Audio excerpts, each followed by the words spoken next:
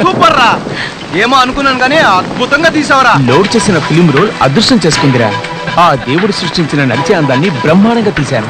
ప్రతి అమ్మాయి వర్షంలో తడిసి ముద్దయి ఉండగా వాళ్ళకే తెలియకుండా వాళ్ళ అందాన్ని కెమెరాలోకి ఎక్కించాను రా. ఇకపైన నేనే కెమెరా కను. వెంటనే వెళ్ళి ప్రింట్ ఇస్తుందా? తలా ఓ ప్రింట్ ఇస్తాను. బట్ నెగిటివ్ రైట్స్ నావే. ఓకే మామా. Come on.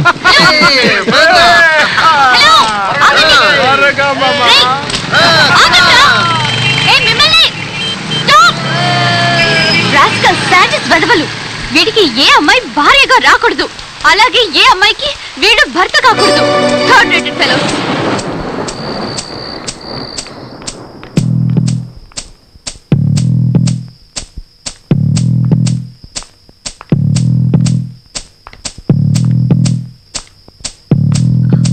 పూజ, డాడీ భయపడకమ్మా, మీ పిన్ని ఇంకా రాలేదు.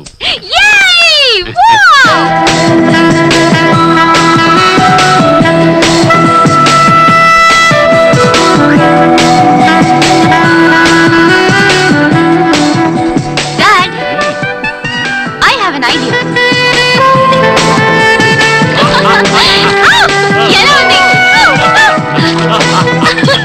పూజ, ఎక్కడెక్కడ తిరిగొస్తున్నావే? నాకు డిసిప్లిన్ ముఖ్యం. సవతి తల్లి పెంపకం సరిగ్గా లేదని నన్నెవరూ అనకూడదు, తెలిసిందా? సారీ పిన్ని.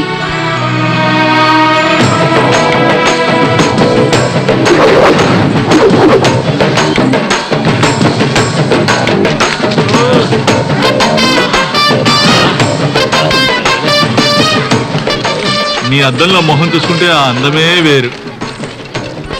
నీ అద్దంలో మొహం చూసుకోవాలని నేను ఇంతవరకు అద్దమే కొనలేదు. మా ఇంట్లో అద్దం ఉంది కానీ యూజ్ చేయడం కుదరదు. దాన్ని యూజ్ చేసి బోర్ కొట్టింది మేనా.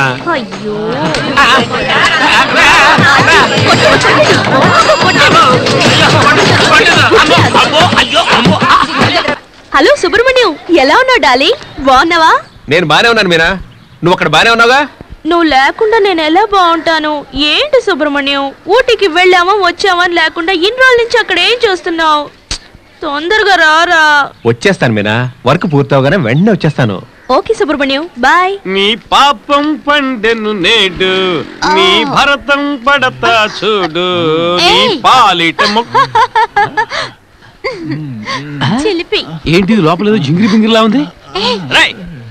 లోపల బయటికి నీకే చెప్పేది. దొంగ కోటి పుట్టావులా మొహం ఏంట్రా? ఏం జరిగింది? ఎవరి ఆడలేడి? అవును, మోటార్ రూమ్ లో ఏం చేస్తున్నారా? ఏదో అడ్రస్ అడిగింది మూర్తి, కాస్త డీటెయిల్ గా చెప్తున్నాను. అడ్రస్ అడిగిందా? అడ్రస్ అడిగితే బయటే చెప్పచ్చు కదరా, లోపలికి ఎందుకు తీసుకెళ్ళావురా? ఓహో, అందుకే హౌసింగ్ బోర్డు లో నీళ్లు రాలేదు అంటున్నారు. ఎలా వస్తాయరా? నువ్వు మోటార్ రూమ్ లో ఈ పని చేస్తే అక్కడ నీళ్ళు ఎలా వస్తాయి? నువ్వు ఒక పెద్ద మనిషి అనుకుని కబడ్డీ టీమ్ లో చేర్చుకుని నీకు మర్యాద ఇస్తే ఇక్కడ ఇలా లుచ్చా పని చేస్తావా? నేను కబడ్డీ ఆడిన రోజే చెప్పాను కదా మూర్తి, నా పెళ్ళం టచ్ చేసి 6 నెలలు అయిందని. ఎప్పుడు వెళ్ళినా కడుపు నొప్పి అంటా ఉంది. తనని బాధ పెట్టకూడదు, వచ్చిందన్నీ వదలకూడదు కదా. ఏంట్రా ఏదో 10-15 ఏళ్ళుగా పస్తులతో అల్లాడిపోయినట్టు ఫీల్ అయ్యి మాట్లాడుతున్నా? ఇది ఒక ఆకలే కదా మూర్తి. ఈ విషయం నేను ప్రాణంగా ప్రేమించే నీ భార్యకి తెలిస్తే ఏమవుతుంది? అవును మూర్తి, దానికి గనక తెలిసిందంటే ఊరేసుకుంటది. ఇది మనలోనే ఉండదు. తెలుసు కదా, బుద్ధి లేని గాడిద. మర్యాదగా నీ పెళ్ళం కడుపు నొప్పి వైద్యం చేయించి జాగ్రత్తగా చూసుకోపా. ఇల్లు ఇటుంటే అట్లా 2 ఇడ్లీ ఒక వడ తీసుకురమ్మంది. హోటల్కి వెళ్ళి తీసుకెళ్తాం. ఆవిడ అక్కడ ఆకలితో ఉంటూ నువ్వు కూడా ఆకలి తీసుకుంటావు కదా. ఇలా రా, నీకు అసలు సిగ్గుందా?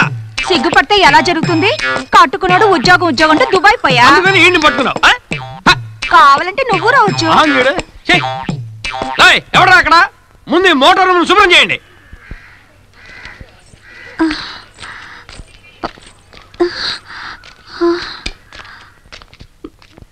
ఏ రత్తాలు, ఏంటి మొగుడు కోసం చూస్తున్నావా?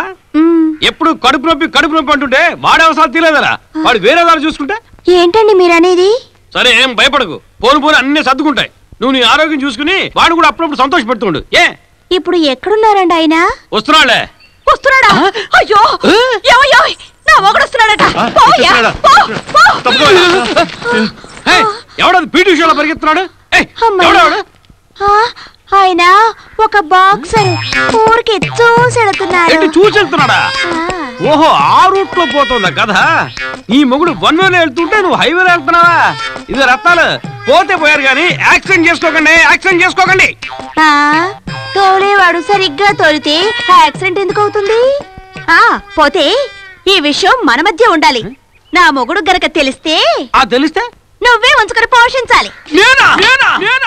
అందుకే ఎలా ఉన్నాయని అడిగాను. ఏ సమస్య లేదు సార్, అంతా బానే ఉంది. Okay, by the way Subrahmanyam, 2 రోజులు ఈ లైబ్రరీ పని పూర్తవ్వాలి. మీకు ఇంకో పని ఉంది. అందుకే కదా సార్ మేము వచ్చాం. మీరు ఏ పని చెప్పినా సరే చేస్తాం. వెరీ గుడ్ సార్, ఇక్కడ ఉన్న కొన్ని పుస్తకాలను నెమలిపించాలున్నాయి.